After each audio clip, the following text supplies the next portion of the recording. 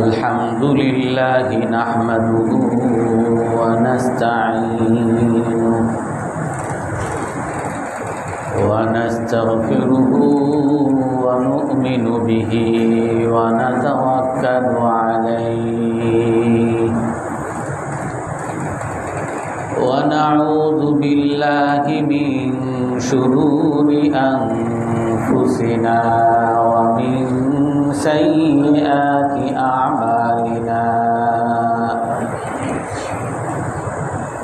من يهده الله فلا مضل له ومن يضلله فلا هادي له ونشهد أن لا إله إلا الله وحده لا شريك له ونشهد أن سيدنا ومولانا محمدا عبده ورسوله أرسله بالحق بشيرا ونذيرا بين يدي الساعة من يطع الله ورسوله فقد رشد واهتدى ومن يعصهما فقد ضل وغوى أما بعد فأعوذ بالله من الشيطان الرجيم بسم الله الرحمن الرحيم يا أيها الذين آمنوا لا تتخذوا بطانة من دونكم لا يألونكم خبالا ودوا ما عنتم قد بدت البغضاء من أفواههم وما تخفي صدورهم أكبر قد بينا لكم الآيات إن كنتم تعقلون ها أنتم أولئك تحبونهم ولا يحبونكم وتؤمنون بالكتاب كله وإذا لقوكم قالوا آمنا وإذا خلوا عضوا عليكم الأنامل من الغيظ قل موتوا بغيظكم إن الله عليم بذات الصدور صدق الله العظيم وقال النبي صلى الله عليه وسلم من حالت شفاعته دون حد من حدود الله فقد ضاد الله في أمره ومن مات وعليه دين فليس ثم دينار ولا درهم فلها الحسنات والسيئات ومن جادل في باطل لم يزل في سخط الله حتى ينزع منه ومن قال في مؤمن ما ليس فيه حبس ردغة الخبال ولا حتى لا يأتي بالمخرج مما قال أو كما قال عليه الصلاة والسلام। সম্মানিত মুসল্লিয়ানে কেরাম, আমরা ইনশাআল্লাহ অমুসলিমদের সাথে বৈষম্যহীন আচরণ এই বিষয়ে আমরা আলোচনা করব। রাসূলুল্লাহ সাল্লাল্লাহু আলাইহি ওয়াসাল্লাম হাদিসের মধ্যে বলেন, যার সুপারিশ আল্লাহর বিধানের বিরুদ্ধে হয়, আল্লাহর বিধানের প্রতিবন্ধক হয়, ফাকাদ দাদ্দাল্লাহা ফি আমরি, সে যেন আল্লাহ তাআলার বিরুদ্ধাচরণ করল। ওমান মাতা ওয়া আলাইহি দাইন, আর যে ব্যক্তি মারা যায় আর তার উপরে ঋণ থাকে, মারা যাওয়ার পরে ফালাইসা সাম্মা দিনারুন ওয়ালা দিরহাম, সেখানে টাকা পয়সার আর কোনো মূল্য থাকবে না। ফালাহাল হাসানাতু ওয়াস সাইয়্যাত, তার এই ঋণ পরিশোধ করতে হবে তার সওয়াবের দ্বারা অথবা গুনাহের বোঝা নেওয়ার দ্বারা। ওমান খাসামা ফি বাতিল, আর যে অন্যায় কাজে ঝগড়া করে, লাম ইয়াজাল ফি সাখাতিল্লাহ, সে আল্লাহর গজবের মধ্যে, আল্লাহর রাগের মধ্যে পতিত হবে যতক্ষণ না হাত্তা ইয়ানজাআ মিনহু, সেই অন্যায় ঝগড়া থেকে ফিরে না আসে। ওমান ক্বালা ফি মুমিনিন মা লাইসা ফি, আর যে ব্যক্তি কোনো মুমিন সম্পর্কে এমন অপবাদ লাগায় যেই দোষ সেই মুমিনের মধ্যে নাই, নুজিআ রাদগাতাল খিবাল হুবিসা রাদগাতাল খিবাল, আল্লাহ তাআলা বলে, আল্লাহ রাসূল বলেন যে সেই ব্যক্তিকে ময়লা রক্ত পুজের ডাস্টবিনের মধ্যে তাকে বাঁধা হবে, আর সেখান থেকে সে বাঁচতে পারবে না যতক্ষণ না হাত্তা ইয়াতিয়া বিল মাখরাজি মিম্মা কাল, সে যে অপবাদ লাগিয়েছে তা থেকে সে বের না হবে। এই হাদিসের মধ্যে 4টা গুনাহের কথা আল্লাহ তাআলা বলছেন, যে 4টা গুনাহকে আল্লাহ তাআলা ক্ষমা করবেন না। যে 4টা গুনাহের আল্লাহর কাছে কোনো ক্ষমা নাই, ক্ষমা হলো একমাত্র তার প্রায়শ্চিত্ত। তাকে হয়তোবা সে যে পাপটা করতেছে, সে যে কারো কাছ থেকে ঋণ নিছে, ঋণ পরিশোধ করবে, ঋণ পরিশোধ না করলে আল্লাহ তাআলা মাফ করবেন না। যদি কেউ অন্যায় সুপারিশ করে, এই অন্যায় সুপারিশ থেকে সে যদি না ফিরে আসে, আল্লাহ তাআলার বিরুদ্ধাচরণ থেকে সে বাঁচবে না। যদি কেউ অন্যায় ঝগড়া করে, অন্যায় ঝগড়া থেকে যদি ফিরে না আসে, আল্লাহ তাকে মাফ করবেন না। যদি কেউ অন্য মানুষের উপরে অপবাদ লাগায়, মিথ্যা অপবাদ লাগায়, এটা থেকে যদি ফিরে না আসে, তাহলে আল্লাহর কাছে কোনো ক্ষমা নাই, ময়লা আবর্জনায় তাকে বাঁধা হবে। এই হাদিসটা আমরা সর্বদা আমাদের বেডরুমে, আমার অফিস রুমে, আমার সামনে লিখে রাখা দরকার।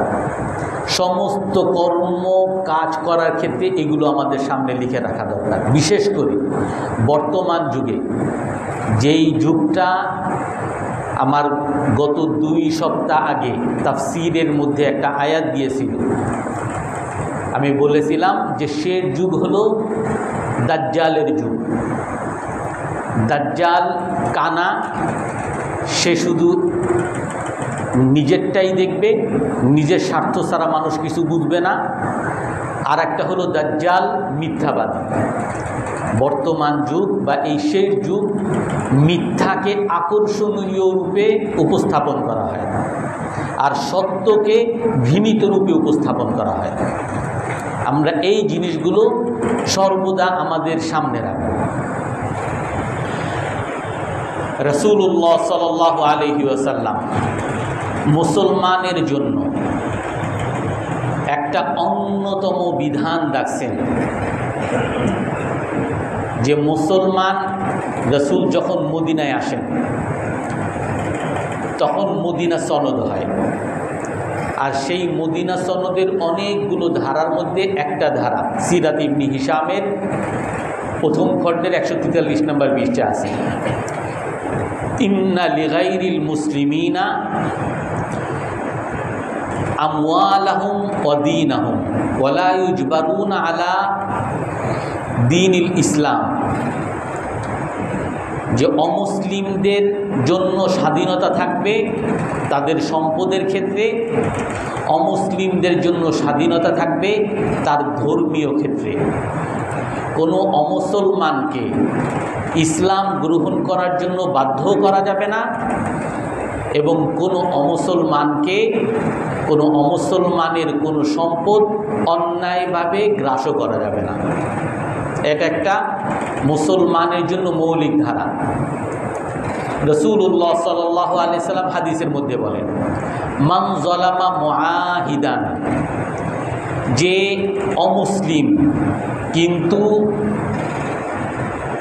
নিরাপত্তা নিয়ে মুসলিম দেশে আছে, এমন অমুসলিমকে যদি কেউ জুলুম করে, আউইন তাকাসাহু, অথবা তাকে যদি কেউ অপমান করে, অথবা সেই অমুসলিমকে আওকাল্লাফাহু ফাওকা তাকাতিহি, তার সামর্থ্যের উপরে তাকে কোনো কাজ দেয়, আও আখাযা মালাহু মিন গায়রি তিবিন মিন নাফসিন, অমুসলমানের কোনো সম্পদকে তার খুশি ছাড়া, তার সন্তুষ্টি ছাড়া গ্রাস করে, ফাআনা হাজিজুহু ইয়াউমাল কিয়ামা, রাসূলুল্লাহ সাল্লাল্লাহু আলাইহি সাল্লাম ঘোষণা দেন, আমি সেই মুসলমানের বিরুদ্ধে অমুসলমানের পক্ষ হয়ে আল্লাহর দরবারে বাদী হব, তার বিরুদ্ধে মামলা করব, সেই মুসলমানের বিরুদ্ধে মামলা করব। অন্য হাদিসে আছে, মান কাতালা মুআহিদান, যে কোনো অমুসলমান নিরাপত্তা গ্রহণকারীকে হত্যা করবে, লাম ইয়াজিদ রিহাল জান্নাহ, সে জান্নাতের কখনো সুসংবাদও পাবে না।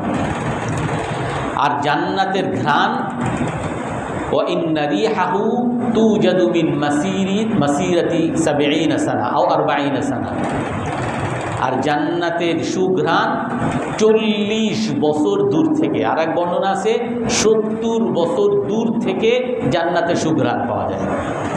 কিন্তু যে অমুসলমানের সাথে অন্যায় আচরণ করবে সে জান্নাতেও যেতে পারবে না। এটা তো রাসূলুল্লাহ সাল্লাল্লাহু আলাইহি সাল্লামের চুক্তি। আমরাও এরকম বহুত কথা বলি, কিন্তু কর্মক্ষেত্রে আমরা ব্যতিক্রম করি।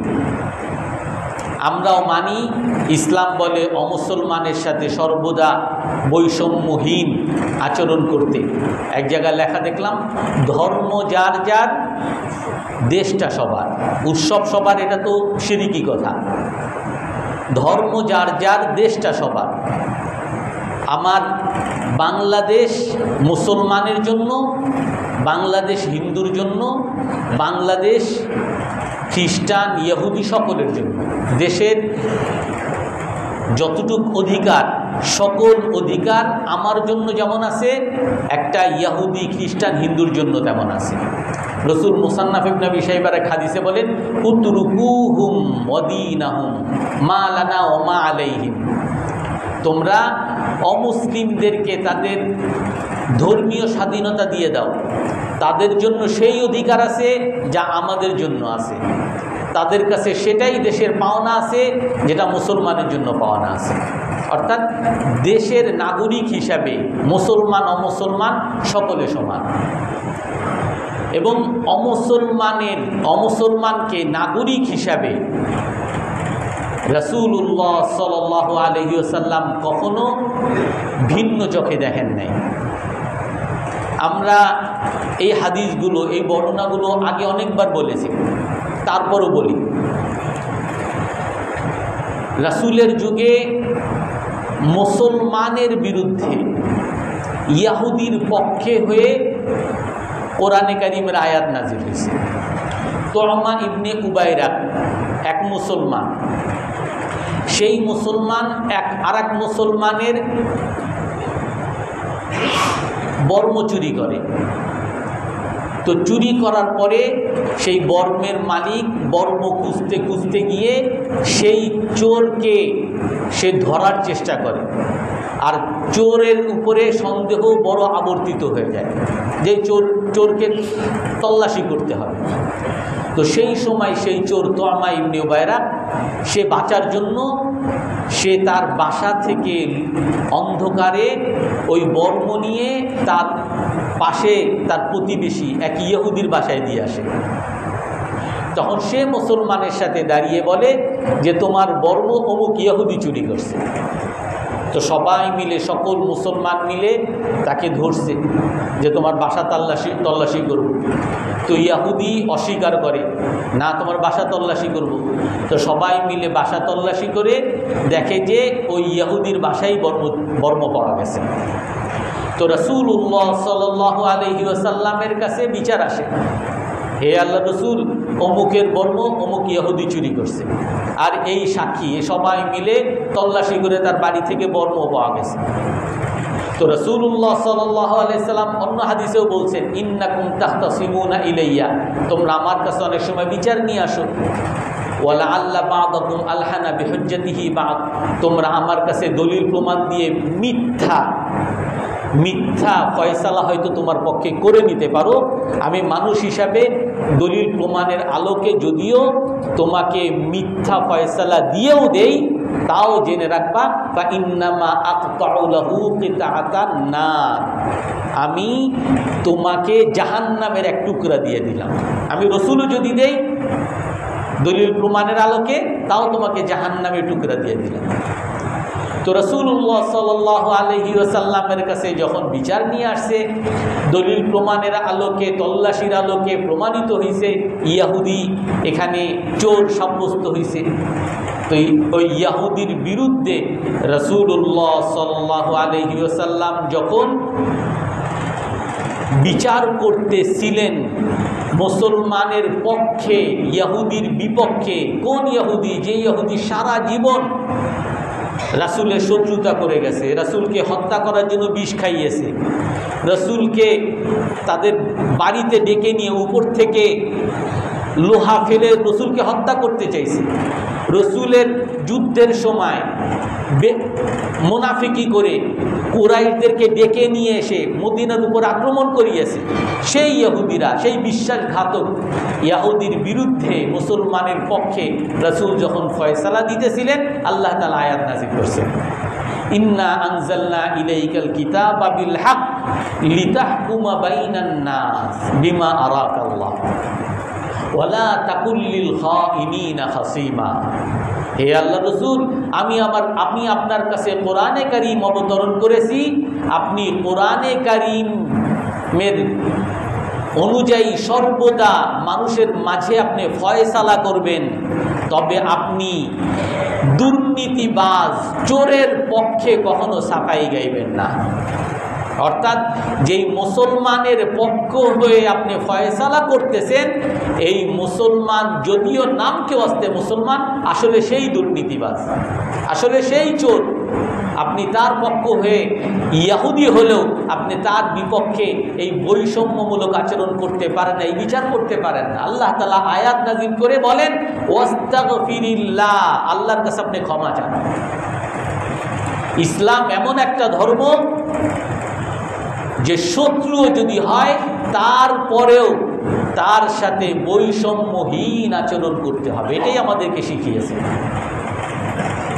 হযরত ওমর ইবনে খাত্তাব রাদিয়াল্লাহু আনহু, ওনার কাছে এক বৃদ্ধা মহিলা আসছে, হে আমিরুল মুমিনিন, আপনার গভর্নর আমর ইবনে আস সে আমার বাড়ি দখল করে নিছে, আর আমার বাড়ির মধ্যে সে মসজিদ বানাইছে। আমর ইবনে আসকে ডাকাইছে যে তুমি এই বৃদ্ধা খ্রিস্টান মহিলার বাড়ি নাকি দখল করে নিছো। আমর ইবনে আস রাদিয়াল্লাহু আনহু বলেন যে আমার মিশরে যে মসজিদ ছিল, সেই মসজিদের মুসল্লিদের এত বেড়ে গেছে, ধারণ ক্ষমতা হচ্ছে না, আশেপাশের যত বাড়িগুলো ছিল তাদেরকে তাদের যথাযথ মূল্য পরিশোধ করে মসজিদের মধ্যে নেওয়া হয়েছে। এই বৃদ্ধা মহিলার বাড়ি ছিল, তাকে কয়েক ডবল বেশি আমরা সরকারিভাবে তাকে মূল্য দিতে চাইছি, তারপরও সে তার বাড়ি বিক্রি করতে চায়নি। আমি সকলের পরামর্শক্রমে বাধ্য হয়ে আমি তার বাড়ি দখল করে নিয়ে মসজিদের মধ্যে ঢুকিয়ে নিয়েছি। আর তার জন্য তার বাড়ির মূল্য কয়েক ডবল মূল্য আমার কোষাগারে এখনো রক্ষিত আছে। হযরত ওমর ইবনে খাত্তাব রাদিয়াল্লাহু আনহু কি ফয়সালা করেন? উনি বলেন যে আল্লাহ তাআলা আমাদেরকে অন্য এক জায়গায় বলেন, ইয়া আইয়ুহান নাস লা তাগলিবু আদুওয়াকুম বিউদাদিন ওয়ালা আদাদিন, তোমরা তোমাদের শত্রুদের বিপক্ষে অমুসলিমদের সাথে কখনো সংখ্যার দ্বারা জয় লাভ করবে না, তোমার সামগ্রীর দ্বারা অস্ত্রের দ্বারা কখনো জয় পাবে না। হে মুসলমান, হে মুমিন, তোমরা তোমাদের বিরোধী অমুসলিমদের সাথে জয় কখনো পাবে না, সংখ্যার দ্বারাও না আর তোমার অস্ত্রশস্ত্রের দ্বারাও না। ওয়ালাকিন আগলিবুহুম বিদীনিকুম, তোমরা যদি কখনো অমুসলিমদের সাথে বিজয় লাভ করো একমাত্র তোমার দ্বীনের কারণে পাবা। ফাইন তাসাওয়াইতুম ওয়া আ'দাউকুম ফিজ-যুনুব, যদি তোমরা আর বিধর্মীরা অন্যায়ের মধ্যে যদি সমান হয়ে যাও, বৈষম্য আচরণের ক্ষেত্রে যদি সমান হয়ে যাও, অন্যায় অপরাধ করার ক্ষেত্রে যদি সমান হয়ে যাও, ফাল গালাবাতু লি আহলিল কুফার, তাহলে জেনে রাখো জয় বিজয় সব সর্বদা অমুসলিমদের জন্যই হবে। তুমি মসজিদ বানাইতেছো আর তুমি একজনার জমি জবরদখল করে মসজিদ বানাবা, এই মসজিদের দ্বারা আল্লাহ তাআলার কাছে তোমার নামাজ কবুল হবে না। আর এই অপরাধ যদি তুমি করো, তুমি যতই অপরাধ করে যতই তুমি সংখ্যা বাড়াও, অস্ত্রশস্ত্র বাড়াও, মানুষ বাড়াও, তুমি অমুসলিমদের উপরে কখনো জয়লাভ করতে পারবে না। ওমর ইবনে খাত্তাব রাদিয়াল্লাহু আনহু ঘোষণা করে দিয়েছেন, বিচার করে দিয়েছেন যে এই মহিলার ওই মসজিদ ভাঙ্গো, মসজিদ ভেঙ্গে যেই জায়গা মহিলার বাড়ি যেমন ছিল তেমন করে দিবা। অথচ এটা কিন্তু আন্তর্জাতিক আইনেও সরকারের এতটুকু ক্ষমতা থাকে, সরকারের যদি কোনো দরকার হয় কারো জায়গা যদি অ্যাকোয়ার করতে চায় করতে পারে, এটা আন্তর্জাতিক আইনই আছে। কিন্তু তারপরও ইসলাম মুসলমান কারো সাথেই বৈষম্যমূলক আচরণ কখনো করে নাই, আর এটার অনুমতিও দেয় না। এই কারণে হযরত ওমর ইবনে খাত্তাব রাদিয়াল্লাহু আনহু বিচার করে দিয়েছেন, ফয়সালা করে দিয়েছেন, মসজিদ ভাঙ্গ আর ওই মহিলার ওই বুড়ির বাড়ি আবার আগের মতো করে দেয়। এক হযরত ওমর ইবনে খাত্তাব রাদিয়াল্লাহু আনহুর কাছে এক বৃদ্ধা খ্রিস্টান মহিলা আসছে, হে আমিরুল মুমিনিন, আমি অনেক অসহায়, আমার খাবারের কোনো উপায় নেই, আমাকে একটু সাহায্য করেন। ওমর ইবনে খাত্তাব বলেন, আসলিম তাসলামি, হে মহিলা আপনি ইসলাম গ্রহণ করেন, ইসলাম গ্রহণ করলে আপনি শান্তি পাবেন, দুনিয়াতেও শান্তি পাবেন, আখিরাতেও শান্তি পাবেন। ওনাকে দাওয়াত দিলেন। তারপরে সেই মহিলা বলে, ইন্নী আজুজাতুন নাসরানিয়া, যে আমি খ্রিস্টান বুড়ি হয়ে গেছি, আমার মরার আর অল্প কয়েকদিন বাকি আছে, আমি যেই ধর্মে ছিলাম ওই ধর্মেই আমি থাকতে চাই। তো তখন ওমর ইবনে খাত্তাব রাদিয়াল্লাহু তাআলা আনহু সে যা চাইছে তাকে তা দিয়ে দিছেন। আর দেওয়ার পরে উনি আল্লাহর কাছে ক্ষমা চান। কি বলে ক্ষমা চান? আল্লাহুম্মা ইন্নী দাউতু ওয়া লাম উকরিহা, হে আল্লাহ আমি এই বৃদ্ধা মহিলাকে শুধু ইসলামের দাওয়াত দিয়েছি, আমি তাকে ইসলামে প্রবেশ করার জন্য বাধ্য করি নাই। আমার কাছে মহিলা তার প্রয়োজন নিয়ে আসছে, আমি তার প্রয়োজন আটকে রাখতেছি যে ইসলাম গ্রহণ করো, তারপরে তোমাকে তোমার চাহিদা দিব। হে আল্লাহ আমি এটা করি নাই, আমি শুধু দাওয়াতই দিছি। আমি দাওয়াত দিছি, আমার দাওয়াত গ্রহণ করুক বা না করুক, আমি তাকে তার চাহিদা আগেই দিয়ে দিতাম, কিন্তু আমি শুধু দাওয়াত দিছি, হে আল্লাহ, আমি তাকে জবরদস্তি করি নাই। হযরত ওমর ইবনুল খাত্তাব রাদিয়াল্লাহু তাআলা আনহুর এক গোলাম ছিল, খ্রিস্টান গোলাম, তার নাম আশাক। সেই আশাক গোলাম,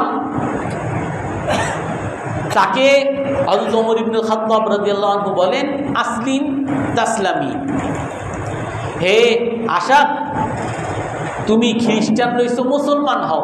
হাত্তা আস্তাইনা বিকা আলা উমুরিল মুসলিমিন, তুমি যদি মুসলমান হও তাহলে মুসলমানের অনেক কাজ আছে যেই কাজে অমুসলিমদেরকে ব্যবহার করা যায় না, আমি তোমাকে সেই সকল কাজেও লাগাইতে পারতাম। রাষ্ট্রীয় অনেক কাজ আছে, এই সকল কাজেও আমি তোমাকে লাগাইতে পারতাম, তুমি ইসলাম গ্রহণ করো। তো সে আশাক বলে, আমি তখন ওমর ইবনুল খাত্তাবকে বললাম যে না, আমি আমার ধর্মকে আমি ছাড়তে চাই না। তখন ওমর ইবনুল খাত্তাব রাদিয়াল্লাহু আনহু উনি আল্লাহর কাছে ক্ষমা চাইতেছেন, হে আল্লাহ, আল্লাহুম্মা ইন্নী দাউতু ওয়া লাম ইউকরিহা, আমি আমার এই গোলামকে বাধ্য করি নাই, আমি শুধু তাকে দাওয়াত দিছি। আর সেই আশাক বলে, যখন ওমর রাদিয়াল্লাহু তাআলা আনহুর মৃত্যু কাছে আসে তখন আমাকে ডেকে আমাকে মুক্ত করে দেয়, আর বলে তুমি যেখানে যাও, ইজহাব হাইসু শিতা, তুমি যেখানে যাও তুমি সেখানে নিরাপত্তা গ্রহণ করো, তুমি যা ইচ্ছে তাই করো। ইসলামের মধ্যে অমুসলিমদেরকে এইভাবে বৈষম্যহীন এক আচরণ করা হয়েছে, বৈষম্যমূলক কখনোই আচরণ করা হয়নি। হিমসবাসী, হিমস এটা খ্রিস্টান একটা নগরী ছিল। মুসলমানরা ওই হিমসে যাওয়ার পরে হিমসের জায়গাকে মুসলমানরা দখল করে নিয়েছে। ওইখানকার যারা খ্রিস্টান ছিল, তো যেহেতু মুসলমানরা সেই দেশের ক্ষমতা দখল করছে, তো মুসলমানরা যেমন সরকারকে ট্যাক্স দেন, ওই জায়গার যারা খ্রিস্টান অমুসলিম তারাও সরকারকে ট্যাক্স দেয়। তো তাদের কাছ থেকে ট্যাক্স নিছে। আর ট্যাক্স হলো যে এই দেশে যারা থাকবে দেশের নাগরিকত্ব লাভ করবে, দেশের সুযোগ সুবিধা লাভ করবে, নিরাপত্তা গ্রহণ করবে। তো কিছুদিন পরে ওই মুসলমান বাহিনী তারা জানতে পারলো যে রোমের বিরাট একটা বাহিনী এই হেমসের উপরে মুসলমানদের বিরুদ্ধে আক্রমণ করার জন্য আসতেছে। তো রোমের যেহেতু বিরাট বাহিনী, এদের সাথে সরাসরি আর মুসলমানরা যুদ্ধ করা কৌশলগত ঠিক হবে না, এখান থেকে অন্য জায়গায় চলে যেতে হবে। তো ওনারা হেমসের থেকে যখন চলে যাচ্ছেন, ওই সময় ওই হিমসবাসী যারা খ্রিস্টান ছিল এদের কাছ থেকে যত ট্যাক্স নেওয়া হয়েছিল, এই সকল ট্যাক্স তাদেরকে ডেকে ডেকে তাদেরকে ফেরত দেওয়া হয়েছে। যে হিমসবাসী, আমরা আপনাদের কাছ থেকে ট্যাক্স নিয়েছিলাম, আমরা আপনাদেরকে নিরাপত্তা দিব, আমরা আপনাদেরকে দেশের যত সুযোগ সুবিধাগুলো দিব, কিন্তু আমরা এই হিমসকে আর ধরে রাখতে পারতেছি না, বিরাট এক বাহিনী আসতেছে, আমরা চলে যাচ্ছি, তো আমরা আপনাদের এই ট্যাক্স আপনাদেরকে ফেরত দিয়ে যাই। তখন হিমসবাসী কি বলে? হিমসবাসী বলে যে না, আমরা আমাদের ট্যাক্স ফেরত দিতে চাই না। ইন্না লা নুরিদু আন নারজিআ ইলা মা কুন্না ফীহি যুলম, আমরা আপনারা আসার আগে এই খ্রিস্টানদের তাদের যে শাসনের অধীনে ছিলাম, বিরাট জুলুমের অধীনে ছিলাম। এই খ্রিস্টানরা আমাদের উপরে জুলুম করত, তারা আমাদের সব ঘর বাড়ি টাকা পয়সা সব আমাদের দখল করে নিত, আমাদের কোনো ধরনের স্বাধীনতা দিত না, আমাদেরকে তাদের গোলাম চাকর হিসাবে ব্যবহার করত। আর আপনারা মুসলমানরা আপনারা এসে আমাদেরকে আপনাদের ভাই হিসাবে গ্রহণ করছেন, আমাদেরকে পূর্ণ নিরাপত্তা দিচ্ছেন, আমাদের সাথে আপনারা পূর্ণ ভাইয়ের মতো আচরণ করছেন। তো অতএব আমরা আমাদের দেওয়া ট্যাক্স ফেরত দিব না, যদি দরকার হয় ওই রোমের বিরুদ্ধে আপনাদের সাথে আমরাও যুদ্ধ করব, আমাদের দেশে যাতে রোম না আসতে পারে আমরাও এর প্রতিরোধে থাকবো, আপনাদের সাথেই আমরা আছি, আপনাদেরকে যেতে দিব না। মুসলমানরা অমুসলমানদের সাথে এমন আচরণ করতেন, ইতিহাসের মধ্যে ভুরি ভুরি পাবেন। এমন কি এই যে ইন্ডিয়া, ভারত উপমহাদেশ, ভারত উপমহাদেশের গত প্রায় 1000 বছর ইব্রাহিম লোদি থেকে নিয়ে, লোদি বংশ থেকে নিয়ে খ্রিস্টান ব্রিটিশ আমলের আগ পর্যন্ত প্রায় 1000 বছর মুসলিম শাসনের অধীনে ছিল। আর এই মুসলিম শাসনের অধীনে থাকার পরেও এখন পর্যন্ত হিন্দুদের মধ্যে যারা বুদ্ধিজীবী, যারা সত্যিকারের স্কলার, যারা ন্যায় ভিত্তিক কথা বলে, তারা এখনো বলে যে এই মুসলমানরা এই দেশে এত থাকার পরেও আমরা তারপরও হিন্দু হিসাবে এই ইন্ডিয়া মহাদেশে যে সংখ্যাগরিষ্ঠ রয়েছি, এটা ইসলামের বড় মহানুভবতা ছাড়া কিছুই না। এটাই হলো ইসলামের মহানুভবতা। ইসলাম যে অন্য কোনো ধর্মাবলম্বীর উপরে জুলুম, অত্যাচার, অন্যায় যে করে না, এর সবচেয়ে বড় প্রমাণ 1000 বছর শাসন করার পরেও এই ইন্ডিয়া মহাদেশে হিন্দুরা সংখ্যাগরিষ্ঠ ধর্ম। এই যে ইসলাম অমুসলমানের সাথে এত সুন্দর আচরণ করে, কোরআনে কারীমের মধ্যে আল্লাহ তাআলা সূরা নাজিল করছেন, কুল ইয়া আইয়ুহাল কাফিরুন। আল্লাহ তাআলা বলেন, হে নবী আপনি বলে দেন, হে কাফেররা, লা আ'বুদু মা তা'বুদুন, তোমরা যার পূজা করো আমরা তার ইবাদত করব না। ওয়ালা আনতুম আবিদুনা মা আ'বুদ, আমরা যার ইবাদত করি, যে আল্লাহর ইবাদত করি, তোমরাও তার পূজা করবে না। ওয়ালা আনা আবিদুম মা আবাদতুম, তোমরা যার পূজা করো আমরা তাকে পূজা করার যোগ্যই মনে করি না। ওয়ালা আনতুম আবিদুনা মা আবুদ, আমরা যাদের যেই আল্লাহর পূজা করি তারও তোমরা পূজা করবে না। লাকুম দীনুকুম ওয়ালিয়া দীন, তোমাদের ধর্ম তোমাদের, আমাদের ধর্ম আমাদের। হাদিসের মধ্যে আছে, যে ব্যক্তি এই সূরাকে, সূরাতুল কাফিরুনকে রাতে ঘুমানোর সময় পড়ে, আল্লাহ তাআলা তাকে শিরিক থেকে মুক্ত হিসাবে ঘোষণা করেন। শিরিক থেকে মুক্তির সূরা এটা, কিন্তু এটার বিকৃতি ঘটানো হয়েছে, এটার বিকৃত অর্থ করা হয় যে লাকুম দীনুকুম ওয়ালিয়া দীন, তোমাদের ধর্ম তোমাদের ব্যক্তিগত, আমাদের ধর্ম আমাদের ব্যক্তিগত। আমাদের ধর্ম আমাদের ব্যক্তিগত, অতএব ধর্ম আমার ঘরের মধ্যে, আমার মনের মধ্যে আছে, আর তোমার যখন দুর্গা পূজা হয়, দুর্গা পূজার মধ্যে আমি হাজির হব। তোমার যখন মন্দিরে যাওয়া হয়, মন্দিরে গিয়ে আমি হাজির হব। তোমার যখন শিবলিঙ্গের পূজা হবে, সেখানে গিয়ে আমি হাজির হব। আমার ধর্ম আমার ভিতরে, আর আমি তোমার ওই দুর্গা দেবী এগুলার আমি প্রশংসা করব। অথচ আল্লাহ তাআলা এই আয়াতের মধ্যে বলেন, লাকুম দীনুকুম ওয়ালিয়া দীন, আমরা আমাদের ধর্ম স্বাধীনভাবে পালন করব, তোমরা তোমাদের ধর্ম স্বাধীনভাবে পালন করবা। আমরা তোমাদের ধর্মের মূর্তিকে কখনো পূজাও করব না, পূজার যোগ্য মনে করব না। তোমরাও আমার ধর্মের পূজা করতে হবে না, তোমরা তোমার মতো থাকো, আমরা আমার মতো থাকি, তোমরা আমার ডিস্টার্ব করবে না, আমি তোমার ডিস্টার্ব করব না। অথচ এখন বিভিন্নভাবে বিভিন্ন পেপার পত্রিকায়, আন্তর্জাতিক পেপার পত্রিকায়, বাংলাদেশে কোন জায়গায় নাকি সন্ধ্যার সময়, নামাজের সময় মন্দিরে তারা যে গান বাদ্য করে, এই কীর্তন গায়, এই কীর্তন গাওয়াকে বন্ধ করছে। ভাই আমরা নামাজ পড়ি, নামাজ শেষ হোক, পরে আপনারা কীর্তন গায়েন। এটা হিন্দুরাও মেনে নিছে যে আমরা আপনাদের ডিস্টার্ব করব না, আমরাও আপনাদের ডিস্টার্ব, আপনারা আপনাদের মতো করেন, আমরা আমাদের মতো নামাজ পড়ি, নামাজের সময় ডিস্টার্ব করবেন না। আপনাদের হিন্দু, আপনারা যখন পূজা করেন আমরাও কোনো ডিস্টার্ব করব না।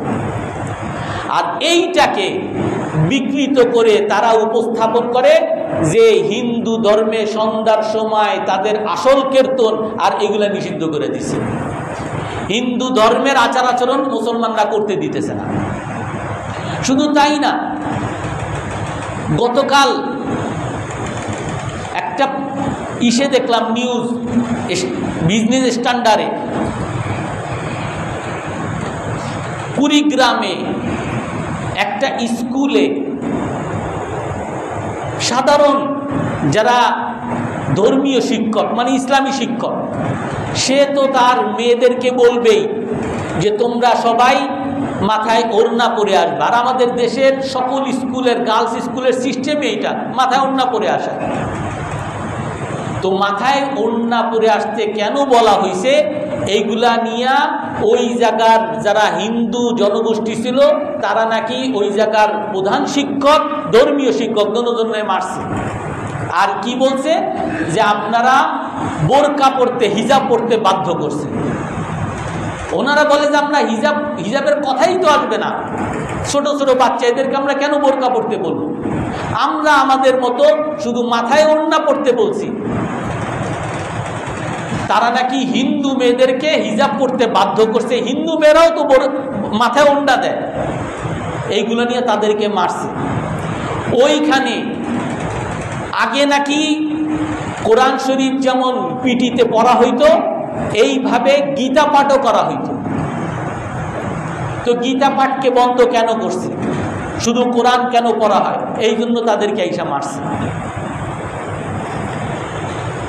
উত্তরায় আমি গত 2-3 বছর আগেও দেখেছি, সব জায়গায় বিরাট বড় বড় প্লাকার্ড, বিরাট বড় বড় তোরণ, দুর্গা পূজার তোরণ, রাস্তায় রাস্তায় দুর্গা পূজার তোরণ। 7 নম্বর সেক্টরে বিরাট একটা দুর্গা পূজার প্যান্ডেল হইতো। এই বছর ওই জায়গার যারা মুসলমানরা এরা বলছে যে এটা মুসলিম জনগোষ্ঠী বা মুসলমানের এই গান বাজনায় ক্ষতি হয়, অন্য জায়গায় করার জন্য। তো তারাও খুশি মনে অন্য জায়গায় নাকি নিছে। এইটা নিয়ে শুধু ইন্ডিয়ান পত্রিকায় না, আমেরিকান, ইউরোপিয়ান পত্রিকার মধ্যে আসছে যে হিন্দুদেরকে এখন বাংলাদেশে হিন্দুদের তাদের যে পূজাও করতে দেওয়া হচ্ছে না। অর্থাৎ এইভাবে একটা যেই আমাদের দেশে আমরা সম্প্রীতি রক্ষা করছি বহুত দিন থেকে, সারা পৃথিবীর মুসলমান যত দেশ আছে কোথাও কখনো শুনবেন না, কখনো শুনেনও নাই, শুনবেনও না যে অমুসলমান কোনো মন্দিরে হামলা হয়েছে, অমুসলমান কোনো ব্যক্তির উপরে হামলা হয়েছে, আক্রমণ হয়েছে, জুলুম হয়েছে। আপনি খুঁজে দেখেন মুসলমান যত দেশ আছে, আরব দেশগুলো, সৌদি আরব থেকে নিয়ে আরব দেশগুলো, বাংলাদেশ সহ পাকিস্তান, মালয়েশিয়া, ইন্দোনেশিয়া, মুসলমান যত দেশ আছে, কোথাও কখনো শুনছেন কিনা বা শুনবেনও না যে কোনো মন্দিরে আক্রমণ হয়েছে বা কোনো অমুসলমান হওয়ার কারণে তার উপর আক্রমণ হয়েছে। এটা ইসলামের সংস্কৃতিতেই নাই। আমাদের দেশের মধ্যে আমরা ছোটবেলা থেকে আমরা পলিটেকনিকে থাকতাম, আমাদের কোয়ার্টারই এক হিন্দু চাচা থাকতো। এই হিন্দুর যে ছেলেমেয়েরা আমাদের বন্ধু বান্ধব আমাদের বাসায় আসা যাওয়া করতো। আমার নানা বাড়ির আশেপাশে হিন্দু, তারা আমাদের বাড়িতে যাইতো, আমরা তাদের বাড়িতে যাইতাম। ছোট বাংলাদেশে হিন্দু মুসলমান বাংলাদেশি নাগরিক হিসাবে আলাদা চোখে কখনোই দেখা হয় না।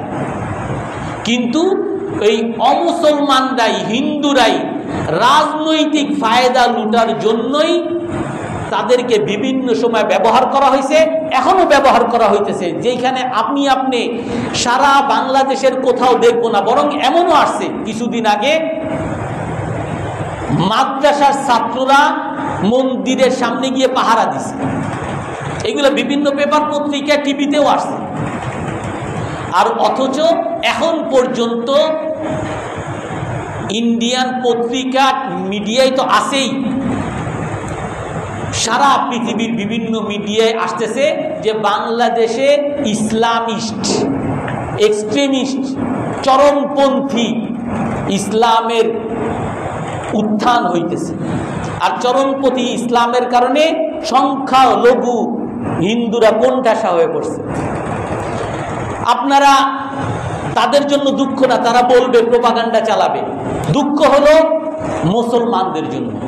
আপনারা এটাও শুনছেন, শিক্ষা ব্যবস্থায় সমকামিতার বিরাট চ্যাপ্টার ছিল আগে, ট্রান্সজেন্ডারের বিরাট চ্যাপ্টার ছিল, হিন্দুদের মন্দিরের ছবি সহ ইসলাম শিক্ষার বইয়ের মধ্যে ছিল। তো এইগুলো সংস্কারের জন্য কমিটি গঠন করতে বলা হয়েছে। যে কমিটি রাখা হয়েছে সেই কমিটির মধ্যে নাম করা মুরতাদ আছে। একজন আছে যে বলে যে আহলুল কোরআন, আহলুল কোরআন শুধু কোরআন, হাদিস সব নাকি নষ্ট, হাদিস সব নাকি ভুল।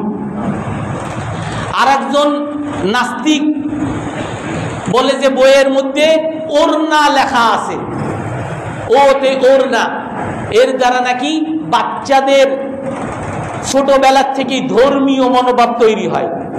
ওতে ওরনায় সমস্যা, তারপরে ঋতে ঋষি, হিন্দুদের ঋষি, তাতে সমস্যা তার নাই।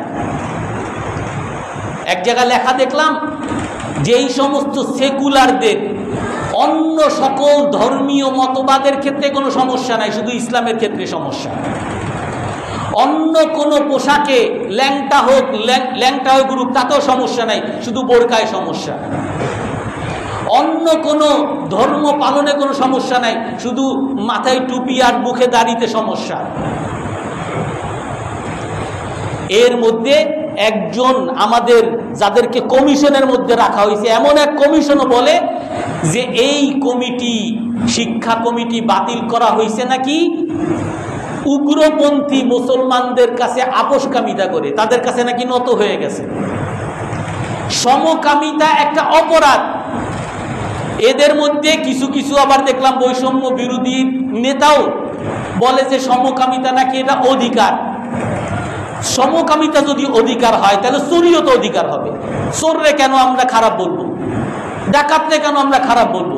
দুর্নীতিবাজ, ঘুষখোর, সুদখোর, এদেরকে কেন খারাপ বলবো? সবার অধিকার আছে, সুদখোরের অধিকার আছে, ঘুষখোরের অধিকার থাকবে। এরা সমকামিতার অধিকার খুঁজে, এরা উলঙ্গপনার অধিকার খুঁজে, অশ্লীলতার অধিকার খুঁজে। আর আমি বোরকা পরবো, বোরকা পরার অধিকার আমার নাই, বোরকা পরলে জঙ্গি হয়ে যাব। আমি দাড়ি রাখবো, দাড়ি রাখার অধিকার আমার নাই। বৈষম্যহীন, বৈষম্যমূলক আচরণ যদি কারো সাথে হয়, এই দেশে বর্তমানেও এখনো মুসলমানদের এই যারা ইসলামকে মানে তাদের সাথে বৈষম্যমূলক আচরণ হয়। এই সমস্ত যারা দাড়ি রাখবে তারা ইসলাম মানতেছে, যারা মাথায় টুপি পরে তারা ইসলাম মানতেছে। কোন আলোকে তুমি তাদেরকে জঙ্গি বলো? এটাই হলো ওই দাজ্জালের ফিতনা। শেষ যুগে এমন হবে, মিথ্যাটাকে এমন ভাবে উপস্থাপন করা হবে, ঘৃণিত বিষয়।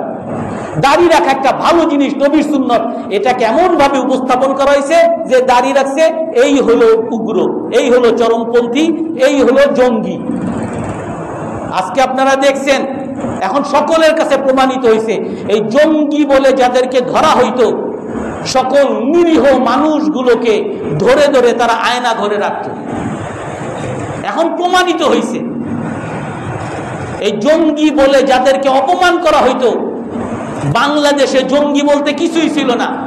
জঙ্গি যদি কোনো কার্যক্রম হয়, ওই সকল খ্রিস্টান, ইহুদি, হিন্দুদের প্ররোচনায়, তাদের ষড়যন্ত্রে এগুলো হয়েছে।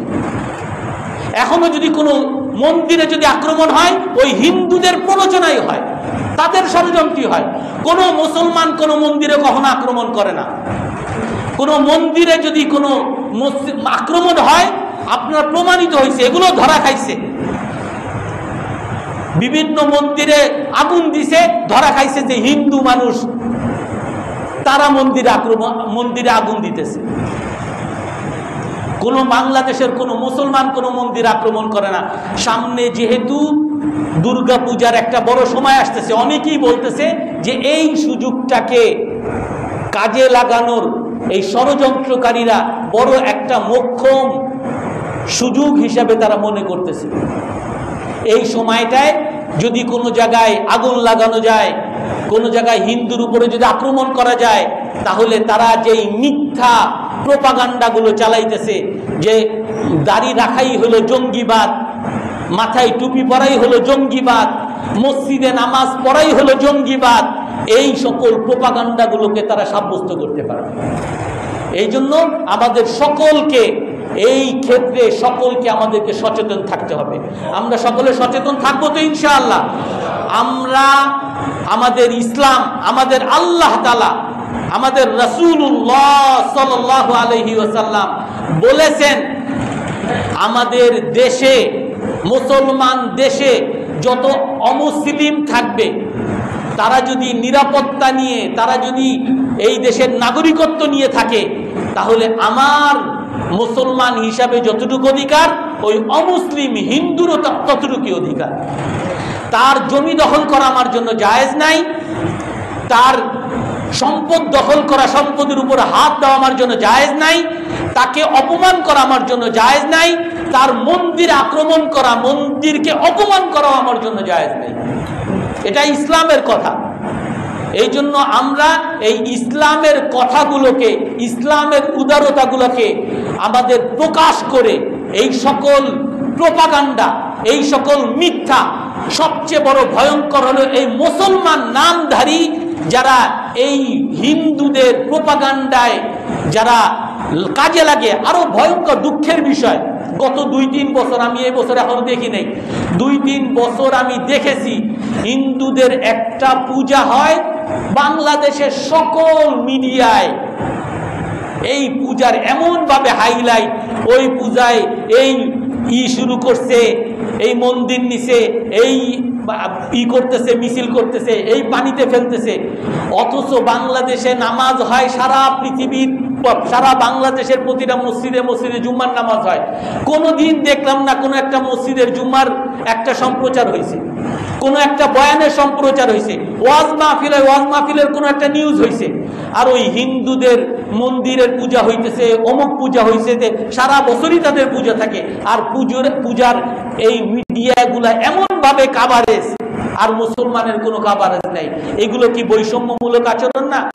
তুমি যদি হিন্দুদের যদি কাভারেজ দাও, মুসলমানের কেন কাভারেজ দিবা না? অথচ তুমি মুসলমান নাম উচ্চারণ করতেছো। তুমি যদি হিন্দুকে কাভারেজ দাও, মুসলমানকেও কাভারেজ দিতে হবে। তুমি যদি হিন্দুর পোশাককে যদি বলো এটা তার পোশাক, তার এই ধুতি তার পোশাক, এটা তাকে সম্মান করা, তাহলে মুসলমানের সুন্নতি পোশাক, দাড়ি, টুপি, এগুলোকে কেন তুমি অপমান করবা? কেন তুমি জঙ্গি বলবা? কেন তুমি সন্ত্রাসী বলবা? এই রাইট তোমাকে কে দিছে? এটাই তো বৈষম্যমূলক আচরণ। এই জন্য আমরা সবাই বৈষম্যহীন এক সমাজ প্রতিষ্ঠা করার জন্য চেষ্টা করবো তো ইনশাআল্লাহ। আল্লাহ তাআলা আমাদের সকলকে তৌফিক দান করেন।